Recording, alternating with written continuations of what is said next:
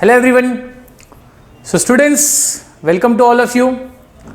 Already हम लोग ने लेजर के चैप्टर की शुरुआत कर दी है, जहां पर पिछले वीडियो में हमने क्वेश्चन नंबर 3 को सॉल्व किया था कंप्लीटली, राइट है। जहां पर हमने सेपरेट सेट ऑफ बुक्स बनाए थे और किस तरह से अलग अलग जर्नल एंट्री को पास करके हमने उसे सेपरेट लेजर में पोस्ट किया था और हमने बैलेंसिंग भी सीखा था। Okay, now let's come to the question number 4 now. तो क्वेश्चन नंबर 4 में आपको क्या दिया गया है, क्वेश्चन को जरा ध्यान से पहले पढ़ेंगे, उसके अकॉर्डिंगली सम्स को सॉल्व करेंगे। ओके, ध्यान दीजिएगा।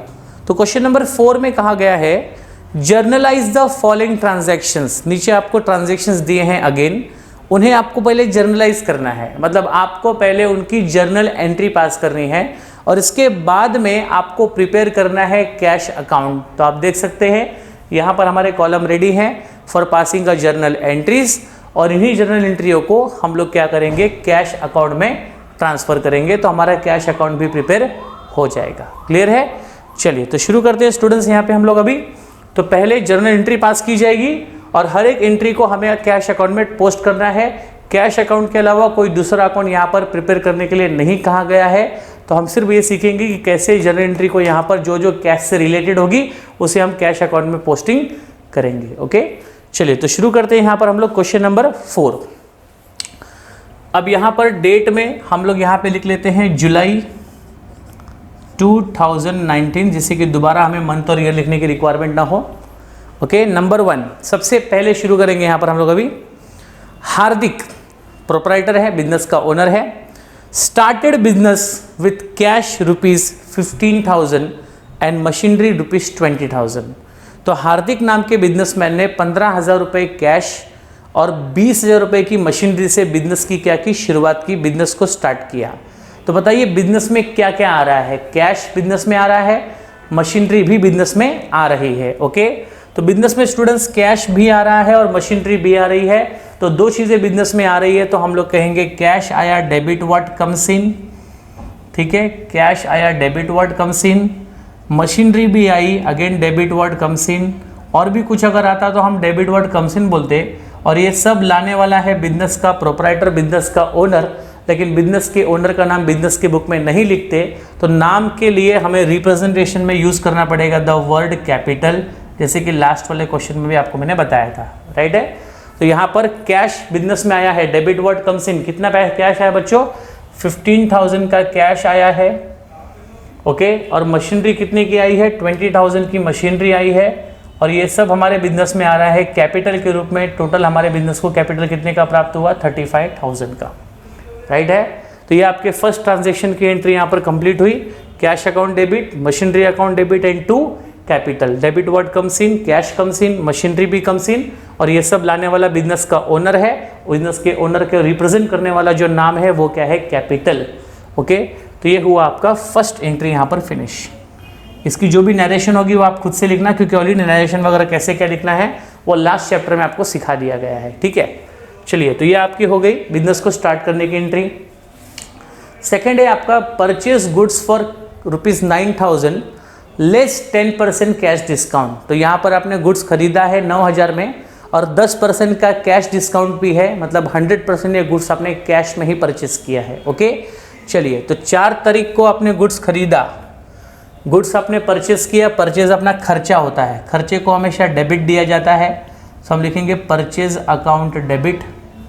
परचेज हमारा खर्चा, खर्चा कहाँ पर जाएगा स्टूडेंट्स? डेबिट में, करेक्ट है। और हमने परचेज किया और हमारे पास से क्या जा रहा है? कैश जा रहा है। लेकिन याद रहे कि हमने जहाँ से सामान खरीदा है 9,000 का, वहाँ हमें 10% का कैश डिस्काउंट भी मिला है। कौन सा डिस्काउंट मिला है? Cash discount. और कैश डिस्काउंट को बुक्स ऑफ अकाउंट में रिकॉर्ड किया जाता है। अगर इसकी जगह पे ट्रेड डिस्काउंट होता तो हम सिर्फ डिस्काउंट का कैलकुलेशन करके ट्रेड डिस्काउंट को बुक्स ऑफ अकाउंट में कंसीडर नहीं करते, क्योंकि as per the rule trade discount does not appear in the books of account, but cash must be appear in the books of account. तो ये cash वाला discount है, इसको आपको बुक्स पे शो करना पड़ेगा, करेक्ट है। चलिए तो यहाँ पर गुड्स आपने परचेस किया 9,000 और आपको डिस्काउंट भी मिला है। डिस्काउंट मिलना, क्योंकि खरीदी करोगे डिस्काउंट आपको मिलेगा, आपका प्रॉफिट होगा, तो वो क्रेडिट में जाएगा। तो यहाँ पे लिखेंगे परचेज अकाउंट डेबिट, क्योंकि हमारा खर्चा हुआ और हमें डिस्काउंट मिला है इसलिए हमारी वो इनकम है। इनकम जाती है कहाँ पर स्टूडेंट्स? क्रेडिट में। और हमारे पास से कैश गया, क्योंकि आप खरीदोगे तो पैसा आपके पास से जाएगा। ठीक है, अब आप बताइए आपने परचेस कितने का किया? 9000 का परचेस किया, परचेज आपका 9000 का हुआ, राइट है। ओके, आपको डिस्काउंट कितना मिला? 10%। तो 9000 का 10% कितना होगा? 900 आपको डिस्काउंट मिला, तो आपको कैश कितना देना पड़ा? 8100 रुपये। ओके, तो 9000 की खरीदी हुई, 900 रुपये का आपको कैश डिस्काउंट मिला और कैश आपके पास से कितना गया? 8100। क्लियर? यस। तो नरेशन आप यहाँ पे खुद से लिख सकते हैं कि आपने गुड्स परचेज किया at the rate 10% cash discount के तौर पे। करेक्ट है? ये हुआ आपका सेकेंड ट्रांजेक्शन की एंट्री कंप्लीट। परचेस को debit because it is expenses, discount is our income because अपने को मिला है, इनकम क्रेडिट में जाती है, और कैश हमारे पास से जा रहा है, क्रेडिट व्हाट गोज आउट। ठीक है यहाँ तक? ओके, चलिए 4 तरीके बाद नेक्स्ट आपका है 9 को क्या हुआ है? सोल्ड किया है हमने गुड्स, किसको? अमर को। अभी अमर को आपने सामान बेचा, यहाँ पर कोई कैश वर्ड नहीं है, और जिसको आपने गुड्स बेचा है उसका नाम भी दिया है, मतलब ये क्रेडिट ट्रांजैक्शन हुआ। अब आप अमर को सामान बेच रहे हो उधार पे, अमर को आप सामान बच्चों बेच रहे हो किस पे? उधार पे। तो अमर इज अवर डेटर, जिसको आप उधार पे सामान दोगे वो क्या बनेगा? आपका डेटर। तो यहाँ पे Amar is the debtor, Amar is the debtor, debtor को क्या मिलेगा? स्टूडेंट्स डेबिट, और आपने सेल्स किया, it is your income, income को मिलेगा क्रेडिट, और जिसको आपने सामान बेचा वो आपका बनेगा डेटर। करेक्ट है? तो एंट्री क्या बनी? Amar account debit to sales account. ठीक है, कितने का आपने सामान बेचा स्टूडेंट्स? 3000 का आपने सामान बेचा, अमर आपका डेटर बना 3000 के लिए, और आपकी सेल्स कितने से हो रही है? 3000 से। ठीक है, यस। तो ये क्रेडिट सेल की एंट्री हो गई। नेक्स्ट आपका है 12 तारीख की एंट्री, जहां पर आपको बताया गया है कि distributed goods worth ₹700 as a free sample. आपने 700 रुपये का गुड्स जो है वो फ्री सैंपल के तौर पे बांट दिया। अभी कोई भी बिजनेसमैन बेवकूफ़ तो है नहीं कि वो अपने गुड्स को फ्री में बांटेगा। तो गुड्स को फ्री में बांटने के पीछे का रीज़न क्या होता है? एडवर्टाइजमेंट, जहां पर हम अपने न्यू गुड्स कस्टमर को टेस्ट कराना चाहते हैं, बताना चाहते हैं कि हमारे गुड्स में क्या क्वालिटी है, क्या टेस्ट है। एक बार कस्टमर को अच्छा लगेगा तो कस्टमर नेक्स्ट टाइम क्या करेगा? परचेस करेगा।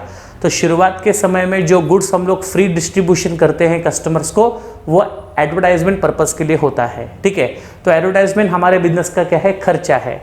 तो खर्चे को हमेशा क्या मिलता है? डेबिट। तो एडवर्टाइजमेंट अकाउंट को क्या मिलेगा? डेबिट। और हमारे लिए एडवर्टाइजमेंट में हमारे पास से गुड्स क्या हो रहा है? जा रहा है, तो लिखेंगे to goods distributed, okay, as a free sample, goods distributed as a free sample account. ठीक है, कितने का गुड्स हमने बांटा गया यहाँ पे? 700 का गुड्स यहाँ पर एडवर्टाइजमेंट हुआ और 700 का गुड्स हमारे तरफ से बांटा गया। ठीक है, इस तरह से नरेशन आप यहाँ पे लिख सकते हैं खुद से। ओके, जो भी हुआ है उसको बीइंग लगा के लिख लीजिए, that is your narration. Next आपका है बॉट, मतलब परचेज किया है आपने स्टेशनरी फॉर ₹550 ऑफिस यूज के लिए। तो स्टेशनरी का इस्तेमाल ऑफिस के लिए है, मतलब ये बिजनेस का खर्चा हुआ, और तारीख दी गई है 14। तो आपने स्टेशनरी बच्चों परचेज की है, तो स्टेशनरी हमारे पास आ रही है, स्टेशनरी हमारा खर्चा है, तो स्टेशनरी को मिलेगा डेबिट क्योंकि वो खर्चा है, और हमारे पास से उसके लिए कैश जाएगा, क्रेडिट व्हाट गोज आउट। 550 का स्टेशनरी खर्चा, 550 का कैश हमारे पास से गया। ओके, तो ये हुआ अपना स्टेशनरी खरीदने का एंट्री। तो stationery is our expenses goes to debit, और हमारे पास से कैश जा रहा है, credit what goes out. 550 and 550। Clear everyone? Just a minute. ठीक है, अब आप देख सकते हैं कि यहाँ पर आकर के थोड़ा प्लेस खत्म हो चुका है।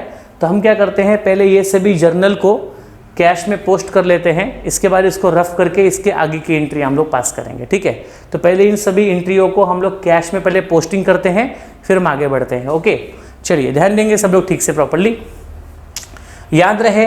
जैसे कि आपको इसमें से जो एंट्रियाँ वो कैश में आपको ट्रांसफ़र करनी है, तो इसमें से उन्हीं एंट्रियों के बारे में सोचना जो कैश से रिलेटेड है।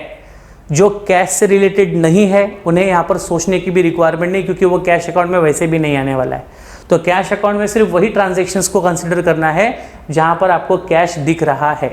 ओके, चलिए ध्यान देंगे यहाँ पर ठीक से। ये डेबिट साइड है और ये क्रेडिट साइड है। ठीक है, चलिए नंबर 1 सबसे पहले आप देख सकते हैं यहाँ पर एंट्री लिखी है cash account debit machinery account debit to capital. Okay, अभी पोस्टिंग कैसे की जाती है लास्ट वाले क्वेश्चन में आपको सिखाया गया था, क्वेश्चन नंबर 3 में आपको बताया गया था कि पोस्टिंग किस तरह से की जाती है। तो कैश हमारे पास है सिर्फ, तो कैश के डेबिट में याद आया कुछ, यस, कैश के डेबिट में हम लिखेंगे टू कैपिटल, क्योंकि देखो कैश और मशीनरी ये सेम साइड में है, सेम साइड वाले आइटम्स की पोस्टिंग नहीं होती है, अपोजिट साइड वाले आइटम की पोस्टिंग होती है। तो कैश के अपोजिट में कौन है, कैपिटल, तो हम कहेंगे कैश के डेबिट में टू कैपिटल, हम कहेंगे कैश के डेबिट में टू कैपिटल। ओके, कैश के डेबिट में क्या कहेंगे, टू कैपिटल। अभी आप बताइए बिजनेस में जो कैपिटल आया है वो तो 35,000 है, लेकिन क्या पूरा का पूरा 35,000 कैश है, बिल्कुल नहीं, उसमें कैश की सिर्फ कितनी अमाउंट है, 15,000। तो कैश के अकाउंट में सिर्फ कैश का ही अमाउंट लिखेंगे, पूरा कैपिटल लिखने की कोई रिक्वायरमेंट नहीं है। इस बात को समझना बहुत ज़रूरी है आपके लिए कि आपने कैश के अकाउंट में एंट्री पास की है तो 35,000 में जो कैश वाला पार्ट होगा सिर्फ उसी को यहाँ पर रिकॉर्ड किया जाएगा। ठीक है, डेट आपको दिया गया है 1 जुलाई। ओके, इस तरीके से clear everyone. Sir what about this machinery, है ही नहीं अकाउंट तो उसके बारे में सोचने की भी रिक्वायरमेंट नहीं, सिर्फ कैश से रिलेटेड जो होगा हम उसी को यहाँ पर पोस्ट करेंगे, दैट्स इट। ठीक है, चलो फर्स्ट अपना फिनिश हो गया, सेकंड में आ जाइए, purchase account debit to discount to cash. Cash है इसमें, यस सर कैश है यहाँ पे, ठीक है ना। तो कैश यहाँ पर कहाँ पर है, क्रेडिट साइड में है, तो कैश के क्रेडिट में हम लोग को आना पड़ेगा। ओके, और डेट डाल दीजिए क्रेडिट में 4 जुलाई की, राइट। तो 4 जुलाई की डेट में कैश के अपोजिट में कौन है, डिस्काउंट है, बिल्कुल नहीं, डिस्काउंट उसके साथ में है ना, क्रेडिट में है वो भी। तो कैश के अपोजिट में है परचेज।